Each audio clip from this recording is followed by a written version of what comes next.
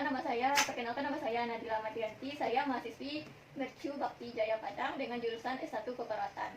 Baiklah, saya di sini ingin melakukan penyuluhan tentang perawatan gigi dan mulut. Sebelumnya, apakah abang dan kakak sudah tahu apa dan gimana cara merawat gigi dan menjaga kebersihan mulut dengan baik dan benar? Saya cuma seperti biasa, gosok gigi 2 kali sehari, pakai odol, kumur-kumur, cuma seperti itu. Baiklah, sebelumnya saya jelaskan dulu ya kak sebelum. Baiklah, jadi fungsi gigi dan manfaat menggosok gigi itu secara histologis, jaringan gigi dan mulut berasal dari mesoderm dan ektoderm yang memiliki 3 fungsi utama, yaitu pengunyahan atau mastikasi yang meliputi memotong, merobek, dan melumat. Lalu keindahan atau estetika, berbicara fonetik. Jadi macam-macam gigi beserta fungsinya. Apakah kakak dan abang sudah tahu apa fungsi gigi seri atau gigi susu? Untuk potong makanan. Jadi, baiklah saya akan jelaskannya ya kak, bang. Jadi gigi ini letaknya berada di depan, berfungsi untuk memotong makanan atau mastikasi.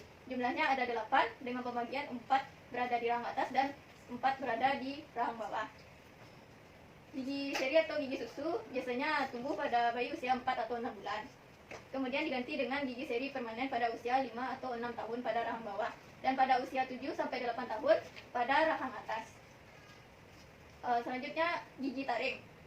Biasanya gigi taring kakak dan abang terletak di mana? Di atas, 2 di atas, 2 di bawah, di sekitar sini kan? Betul. Jadi gigi taring ini atau yang disebut dengan canius, posisi gigi ini terletak pada sudut mulut di sebelah kiri gigi seri dan merupakan gigi yang paling panjang dalam rongga mulut. Fungsinya adalah untuk mengoyak makanan. Jumlahnya ada 4 dengan pembagian 2 di tiap rahang, 1 di kiri dan 1 di kanan. Gigi susu atau canius ini diganti dengan gigi canius permanen pada usia 11 sampai 13 tahun. Baiklah, selanjutnya saya akan menjelaskan tentang gigi geraham kecil atau premolar. Kakak udah tahu apa itu premolar dan di mana letaknya gigi geraham kecil? Belum tahu. Jadi gigi ini berjumlah ada 8 ya kak, bang. Dengan pembagian 4 di tiap rahang, 2 di kiri dan 2 di kanan. Gigi ini hanya ada pada gigi orang dewasa dan letaknya berada di belakang canius atau gigi taring. Tumbuh pada usia 10 sampai 11 tahun dan menggantikan posisi dari gigi molar susu bersama gigi molar, dan gigi ini berfungsi untuk melumatkan makanan. Baiklah, selanjutnya tentang gigi geraham atau molar. Gigi ini berjumlah 8 seperti gigi premolar. Kemudian lepas pada usia 10 atau 11 tahun dan digantikan oleh gigi premolar. Sedangkan gigi molar permanen tumbuh di belakang gigi premolar setelah gigi molar susu lepas dan digantikan oleh gigi premolar. Jumlah dari gigi molar permanen adalah 12 dengan pembagian 6 di tiap rahang, 3 di tiap sisi kanan dan kiri. Gigi molar permanen inilah yang paling sering berlubang dan menyebabkan keluhan.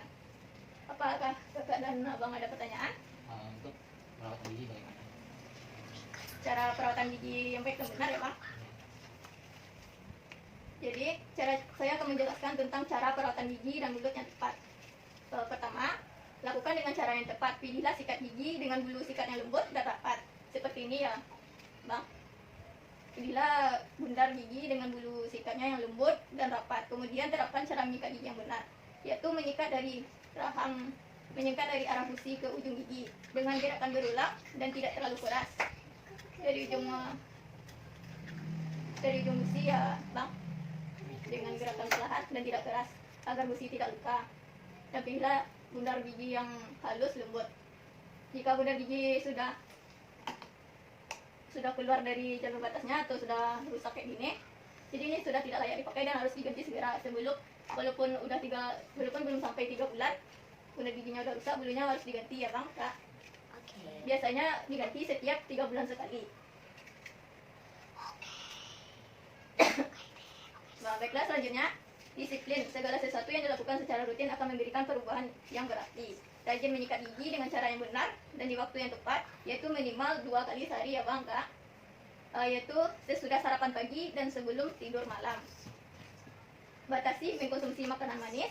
Makanan yang manis dan lengket mudah melekat pada gigi yang tidak langsung dibersihkan akan membentuk plak dan akhirnya menyebabkan kerusakan gigi. Upaya yang tepat dilakukan adalah dengan menyikat gigi segera setelah mengonsumsi makanan tersebut.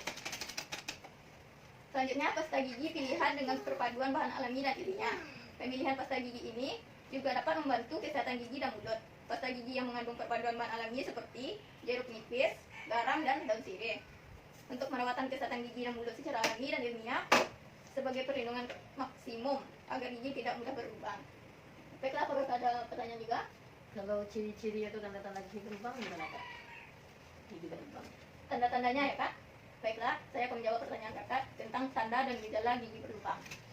Jadi tanda-tanda gigi mulai berlubang adalah seperti munculnya plek-plek putih seperti kapur pada permukaan gigi. Selanjutnya warnanya akan berubah menjadi coklat ya Kak.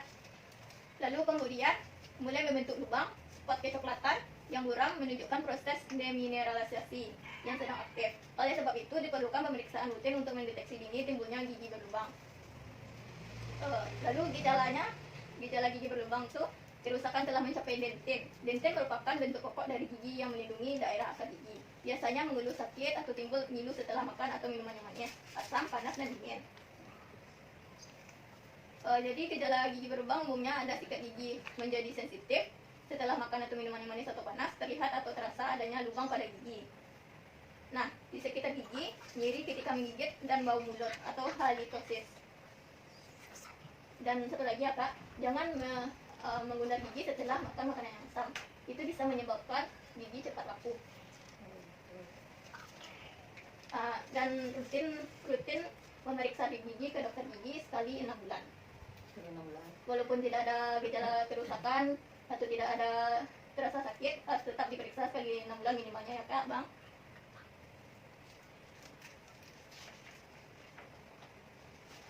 Baiklah, selanjutnya, apakah keadaan Abang sudah mengerti dan paham apa yang saya jelaskan? Alhamdulillah ada.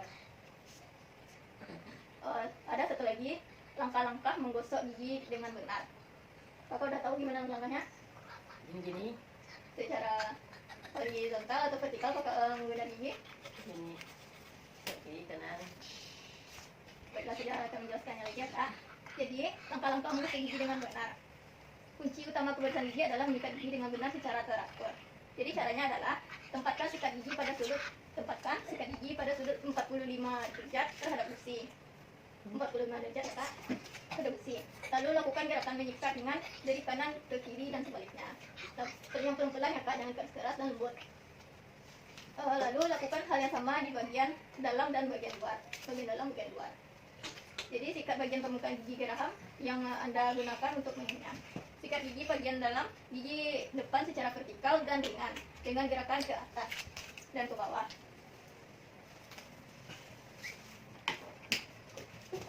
Jadi sikat setidaknya 2 kali sehari dan jika mungkin setelah makan menyikat gigi setidaknya selama 3 menit ya Kak. Jangan menyikat gigi setelah makan atau minuman yang asam seperti yang saya sebutkan seperti tadi. Efek gabungan dari asam dan menyikat dapat menggerus email gigi. Jadi apakah sudah paham keadaan apa? Jika sudah paham, bolehkah saya kasih beberapa pertanyaan? Boleh. Baiklah. Apakah Bapak, Abang dan Kakak bersedia saya memberi beberapa pertanyaan? Iya.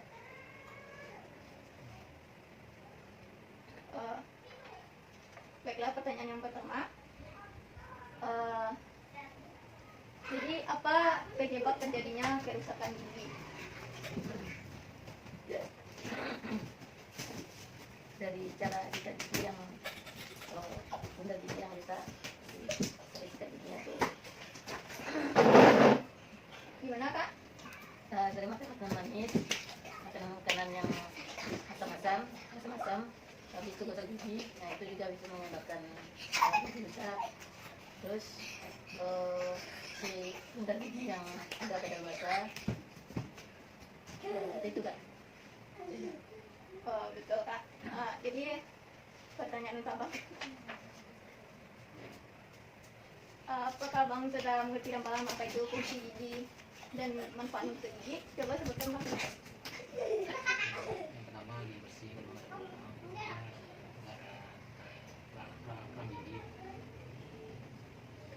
Bisa diulang lagi Bang? Yang pertama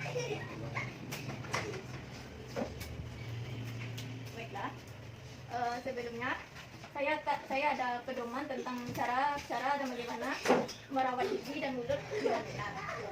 Jadi bisa kakak saya akan abang baca. Tempatnya di sini.